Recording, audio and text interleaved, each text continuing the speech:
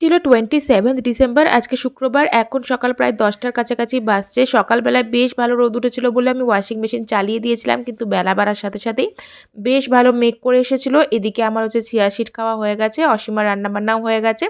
মামনি বানিয়ে নিয়েছিল ভেটকি মাছের ঝালটা, কারণ ভেটকি মাছের ঝাল বা যে কোনো মাছের ঝাল দেওয়াটা মামনি ভালো বানায়।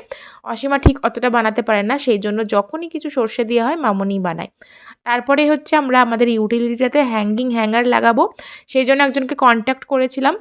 তো তোমরা অনেকেই আমার আগের ফ্ল্যাটের হ্যাঙ্গিং হ্যাঙ্গার দেখে কমেন্ট করেছিলে যে কোথা থেকে আমি এগুলো ইনস্টল করিয়েছি। তো ব্যাঙ্গালোরে তো গুগলে সার্চ করলে পরে প্রচুর কন্ট্যাক্ট পেয়ে যাবে যারা এসেই সুন্দরভাবে লাগিয়ে দেয় একদম হ্যাঙ্গিং হ্যাঙ্গার। আর এটা ভীষণ কাজের, বিশেষ করে ফ্ল্যাট বাড়িগুলোর ক্ষেত্রে। আমার ব্যালকনিতে একটা আছে, কিন্তু সেখানে সবসময় জামা কাপড় ঝুলিয়ে রাখলেও অতটা দেখতে ভালো লাগে না, যদিও ওপরে উঠে যায় তবুও ভালো লাগে না। তো সেই জন্য আমরা ইউটিলিটিতে লাগিয়ে নিলাম, যাতে রোজকার জামা কাপড়গুলো সেখানেই আমরা টাঙিয়ে রাখতে পারি। আর এদিকে দেখো ঝমঝমিয়ে বৃষ্টি এসেছে।